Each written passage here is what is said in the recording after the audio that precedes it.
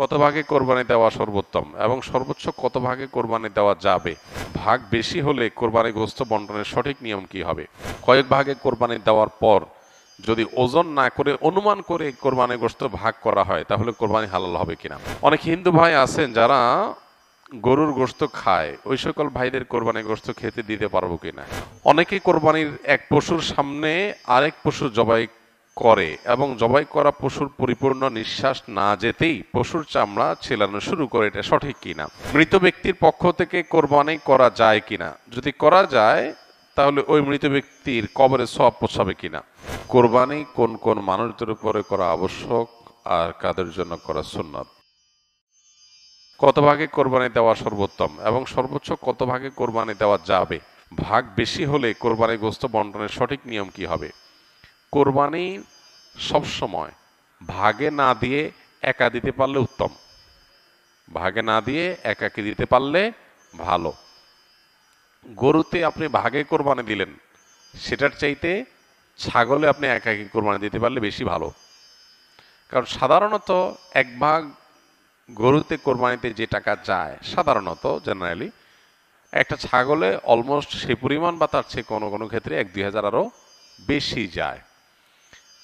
তাহলে আপনার অর্থ খরচ তো অলমোস্ট সমান বা বেশি হচ্ছে। এদিকে একাধিক ব্যক্তি একই পশুতে কোরবানি দিলে সেখানে ঠিকমতো বন্টন হলো কিনা, কারোর মনে কোনো দুঃখ থাকলো কিনা, কোনো কম বেশ হলো কিনা, নানাবিধ বিষয় থাকে। আপনি একাকি কোরবানি দিলে, ভাগে কোরবানি না দিলে এই সমস্ত ঝামেলার ঊর্ধ্বে আপনি উঠে গেলেন।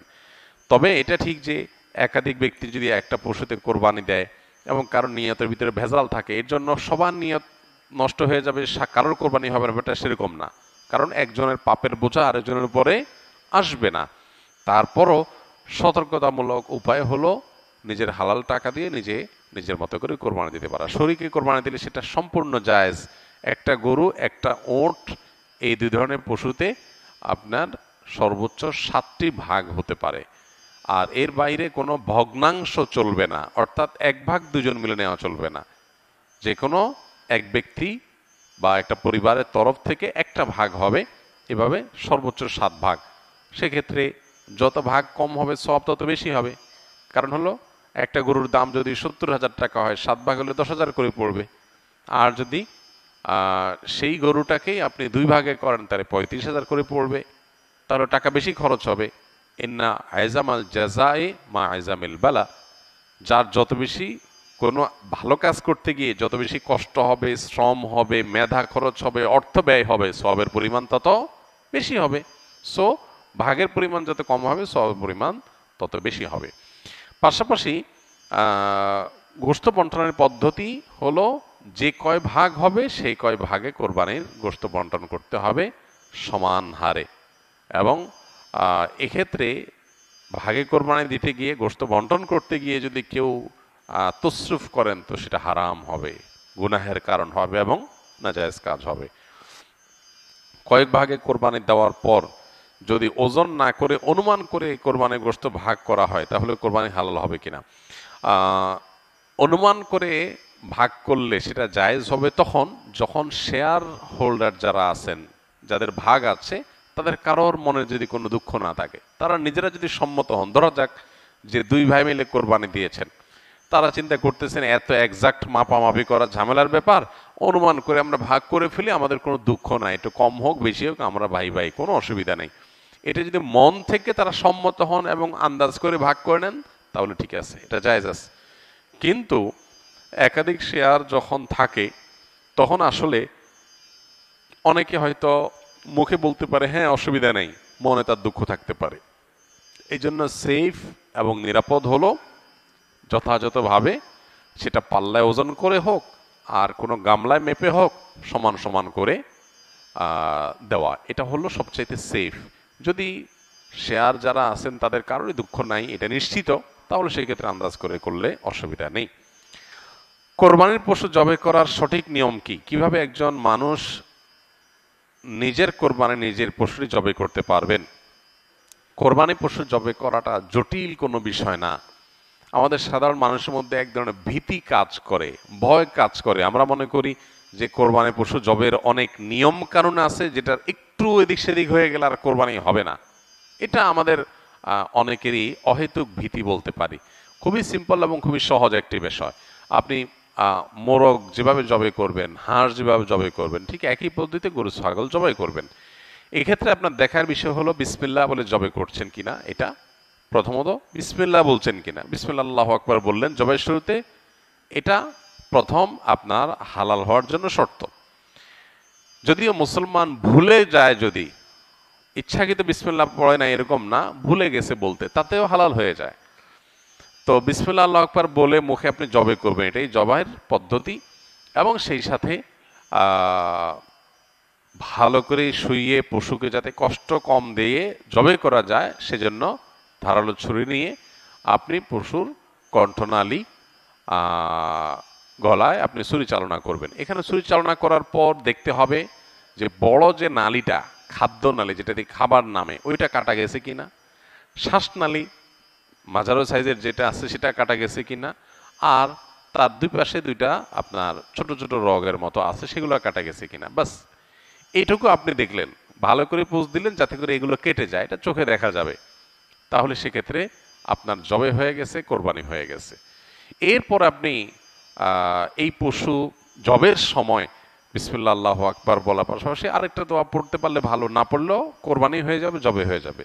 সেটা হলো আল্লাহুম্মা তাকাব্বালহু মিন্নি, আল্লাহ এই পশুকে আমার তরফ থেকে কবুল করেন, এবং আমার পাশাপাশি শরীক থাকলে আল্লাহ অমুক অমুক সহ সবাই পক্ষ থেকে, বা নাম না নিতে পারলে আল্লাহ এই পশু যারা যারা কোরবানিতে শরীক আছে সবার পক্ষ থেকে আপনি কবুল করেন, যেমন কবুল করেছেন মুহাম্মদ সাল্লাল্লাহু আলাইহি সাল্লাম থেকে, ইব্রাহিম ইসলাম থেকে, বাস শেষ।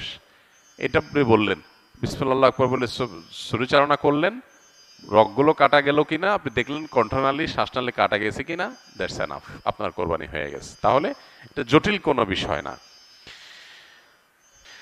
অনেক হিন্দু ভাই আছেন যারা গরুর গোশত খায়, ওই সকল ভাইদের কোরবানি গোশত খেতে দিতে পারবো কিনা? কোনো অসুবিধা নেই। অন্য ধর্মাবলম্বীকে আপনি কোরবানির গোশত, গরু হোক ছাগল হোক, সেটা অফার করতে পারেন। কোরবানির গোশত মুসলমানই খেতে পারবে, অন্য কাউকে দিতে পারবেন না এমন কোনো কথা নাই, অন্য ধর্মাবলম্বীকে এটা দিতে পারবেন।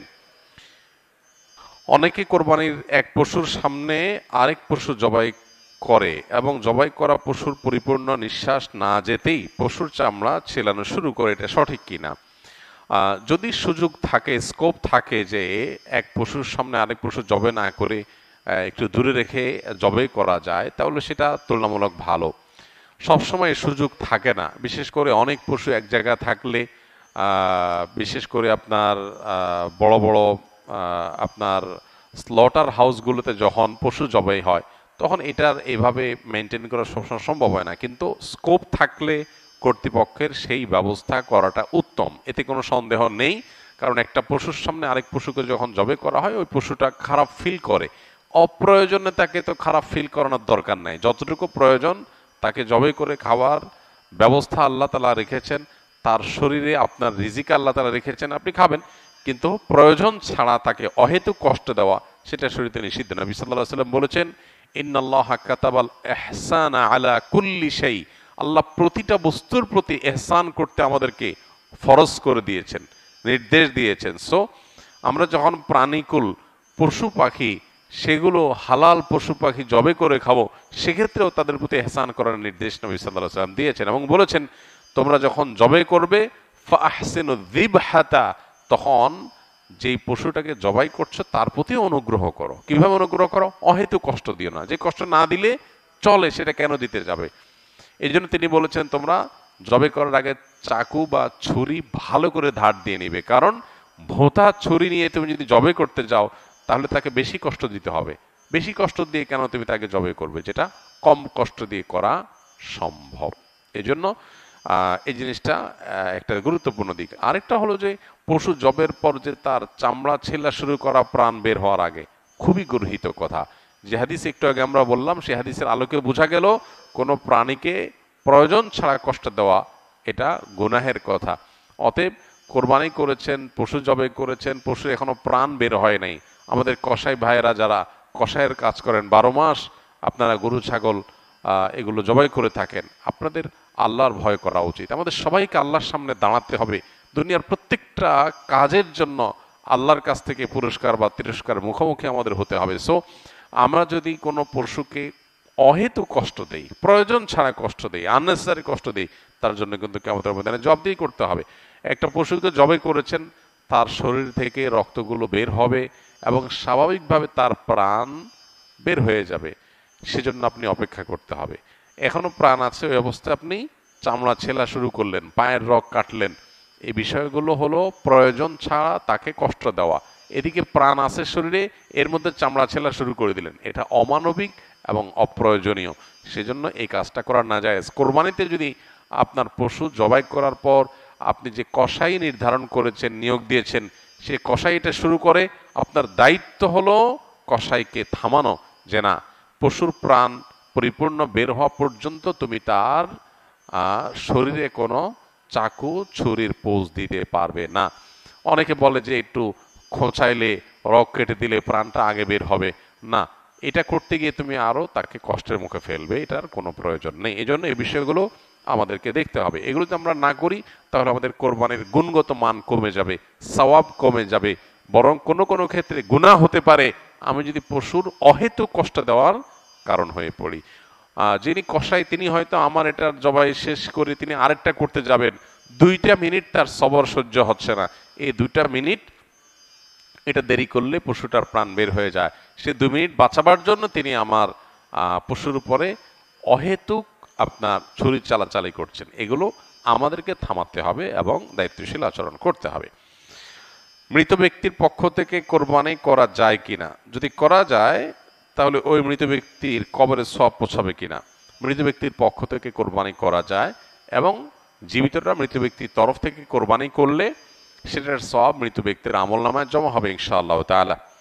মৃত ব্যক্তির পক্ষ থেকে কোরবানি যে করা যায় এর বহু দলিল রয়েছে, বহু প্রমাণ রয়েছে। আলী রাদিয়াল্লাহু তাআলা আনহুর মধ্যে এটি তার আমল দ্বারা প্রমাণিত যে তিনি মৃত ব্যক্তির তরফ থেকে কোরবানি করেছেন, সাহাবীরা অনেকেই করেছেন। নবী করিম সাল্লাল্লাহু আলাইহি সাল্লাম তার তরফ থেকে করার পাশাপাশি ইব্রাহিম আলাইহিস সালাম এবং পরবর্তী উম্মার তরফ থেকে তিনি কোরবানি করেছেন। সো যিনি নাই, অনুপস্থিত বা মৃত, এই ব্যক্তির তরফ থেকে কোরবানি করা সর্বসম্মতিক্রমে ওলামা ইকরামতে জায়েজ।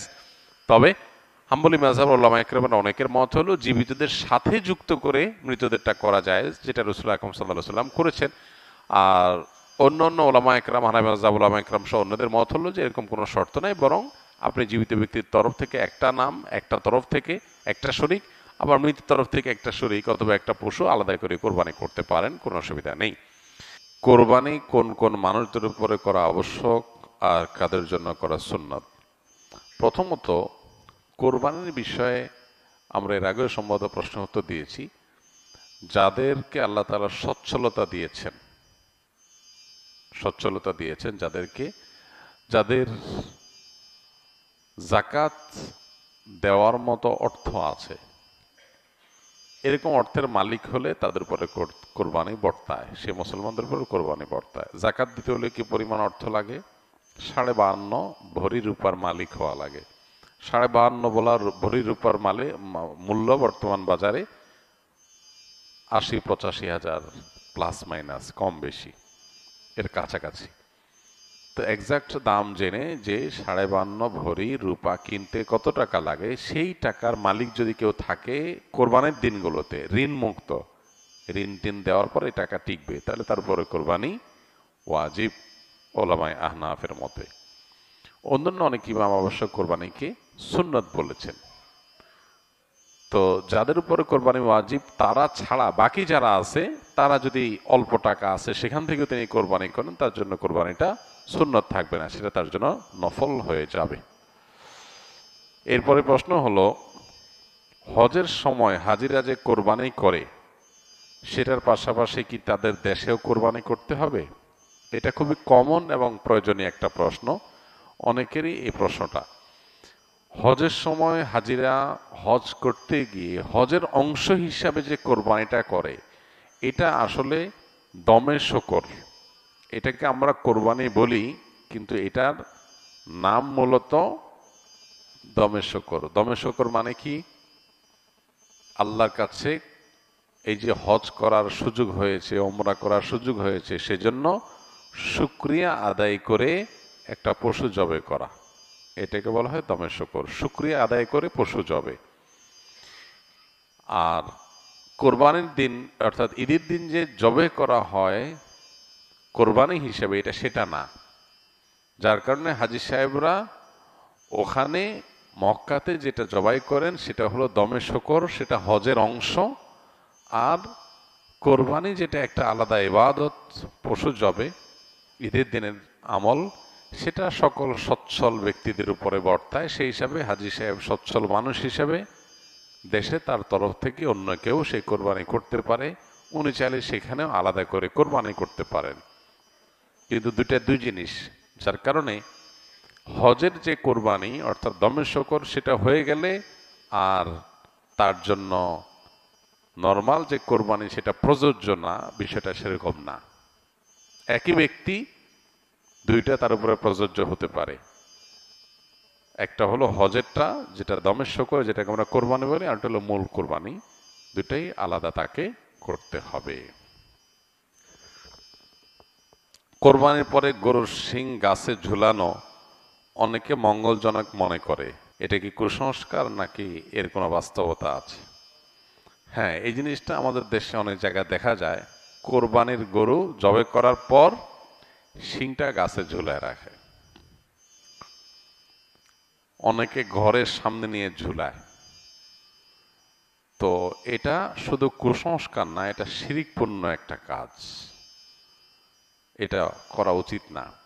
গরুর শিংয়ের কোনো ফজিলত নাই, আর যদি ফজিলত থাকে ওটা খাওয়ার ফজিলত থাকতে পারে। যদি খাওয়ার জিনিস হয় তো খাওয়া যায় না, তাহলে আর কোনো ফজিলত নাই। এই জন্য গরুর শিং ঝুলাইলে কোনো লাভ হবে এরকম মনে করলে এটা ঈমান বিধ্বংসী বিশ্বাস এবং আকীদা। গরুর শিংয়ের কোনো শক্তি ক্ষমতা কিছুই নেই, এবং কোরআন হাদিসে কোথাও এর কোনো আলাদা ফজিলত উল্লেখ করে নাই।